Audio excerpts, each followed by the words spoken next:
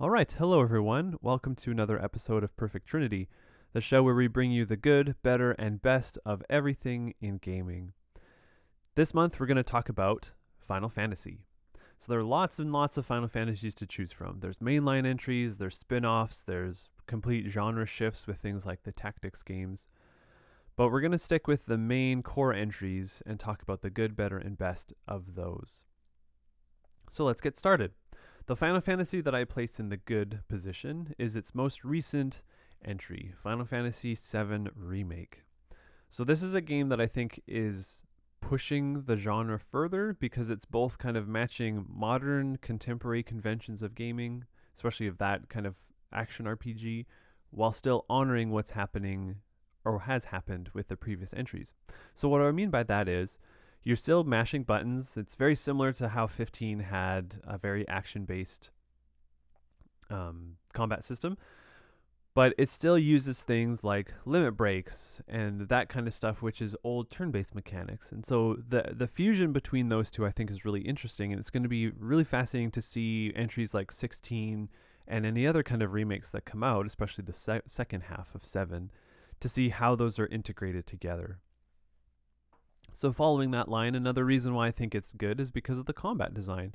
You have a party just like before, and you're able to shift between each of them to prepare attacks, to heal, to, focus on weaknesses and exploit those kinds of things as well.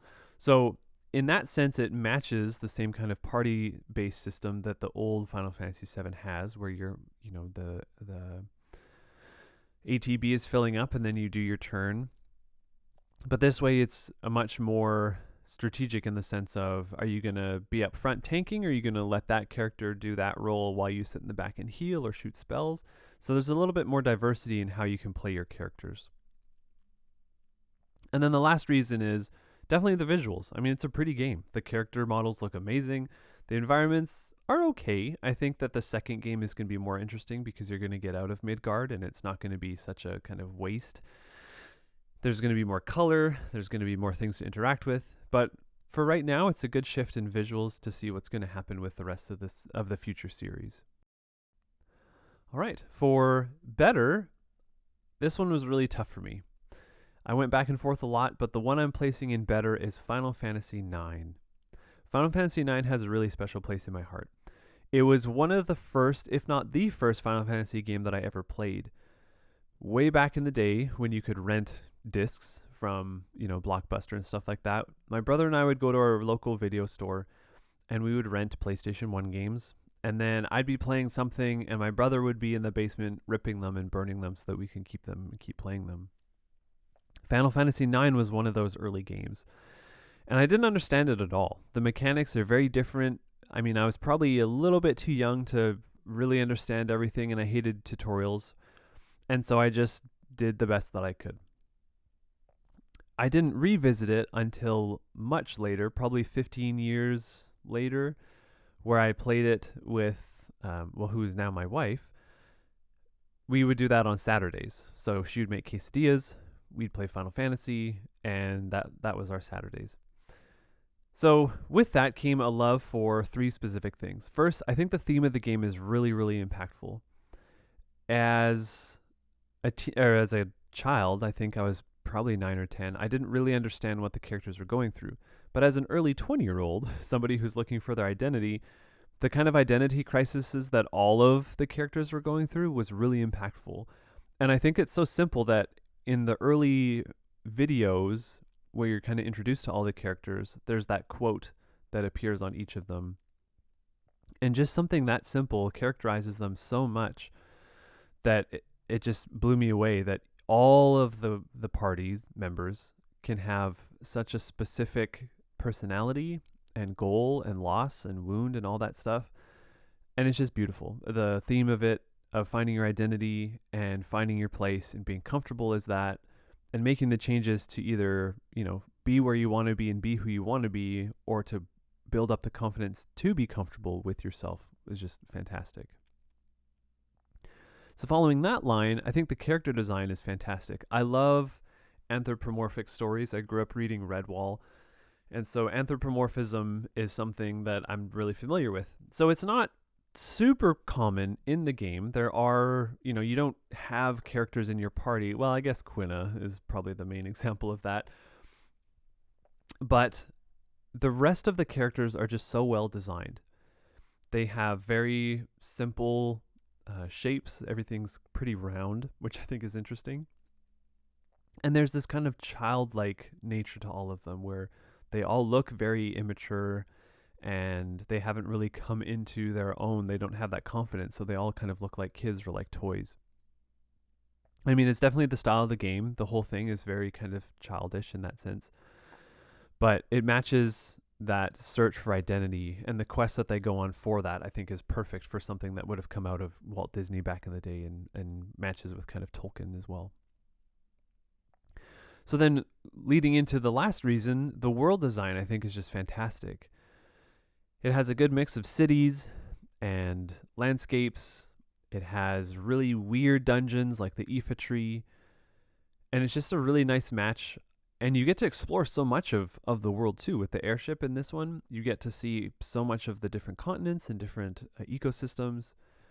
And each part of the world really feels like it has its purpose, not only in the narrative, but in how a world would be in all of the different places that you would go to in a real world and experience all of those. So that is why Final Fantasy IX is the better for this category. And finally, we come to the best. So my argument for the best Final Fantasy is for Final Fantasy X. So not only did Final Fantasy X mark a shift between like the 2D graphics into 3D and fully voice acted, and you're making a console jump with it, it really perfected combat. I'll start there. It really, really perfected the combat. So I love Final Fantasy IX, I love Final Fantasy VII, but there's something about the combat in 10 that is really satisfying. So first of all, the combat in 10 is very much a puzzle. I love puzzles, I love strategy games, and so each encounter, you're trying to figure out, okay, do they have armor? Do I need to pierce them? What are they weak against? Can I slow them down? Can I speed me up? And so it's really these little puzzles that you figure out every time an encounter happens, and I love that. Next, the one thing that I really dislike about 9, it's probably its main flaw for me, is that you get all these cool spells and all these cool abilities, and more often than not, they don't actually work. They don't do anything. They miss all the time. You can have Vivi casting Demi or Bio or something like that, and it's just miss. Whereas in 10, basically everything hits. I don't know if I've missed spells before. You'll miss with physical attacks, but that has to do with speed. And so being able to set up these combinations where really early you put Lulu out and you cast Bio, and then you pull her back and you put somebody else in, like Waka, to do status effects so that they're blinded so they can't see you. So they're taking damage as they go to attack, but they miss you because they can't hit you because they can't see you. It's just a beautiful thing. And so actually having all of that versatility, it makes the combat so much more interesting than any of the previous games. And not having ATB, I think, is a huge factor as well. Just having a set turn order and being able to kind of manipulate that turn order through haste and slow, but then also with that being able to swap characters when you need them. So having somebody with first strike means that if you don't want to use them, you can swap them out for somebody who can put down a status ailment or maybe speed up the party or something like that. So the combat in Final Fantasy X is just absolutely fantastic, and definitely probably the main reason why I think that Final Fantasy X is so good. Next, there's so much to do in Final Fantasy X. There's Blitzball. There's, I guess Blitzball is like the main sport. For some reason, I thought there was a card game. There's not a card game in this one. There is an 8 and 9, but there's not in 10. 10 is Blitzball. There's tons of dungeons to explore. There's the monster capturing quests and all that kind of stuff. And so that leads to the second reason, is that not only is there a fantastic story, and I don't actually even talk about the story in this for this argument. The main thing that I'm going to talk about involve the story, but the narrative itself is really fantastic. But I love that there's just so much to do. You can pause the game really early on and just do a ton of Blitzball to get a bunch of rewards. Later on, you can go capture monsters once you open up the arena.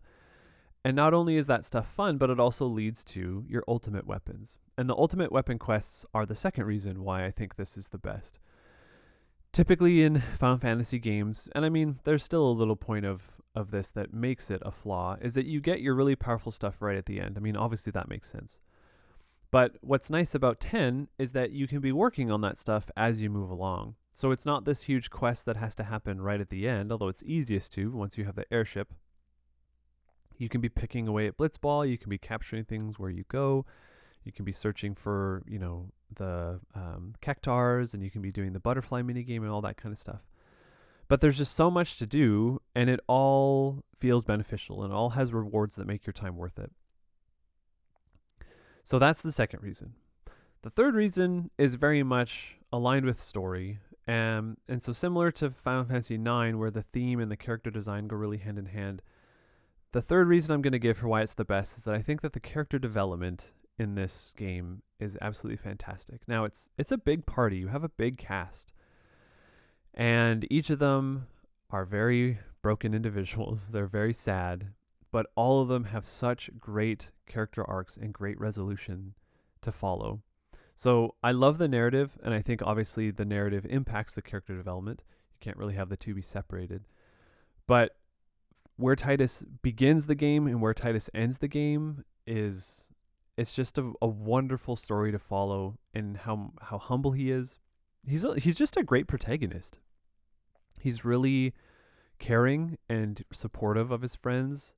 He knows when to have fun. He knows when to be serious and protect his friends as well.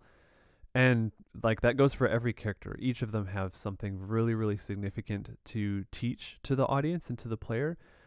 And all of them just become such wonderful characters by the end of the game. So those are my reasons for Final Fantasy X being the best Final Fantasy game. Now, I'm sure a lot of you disagree with those, which is totally fine. If you do, let me know your good, better, and best in the comments, and I'm very excited to read them, because there's also a lot of Final Fantasy games that I have not played. There's just so many of them. So, thank you for listening to this episode of Perfect Trinity, and I look forward to reading your comments down below.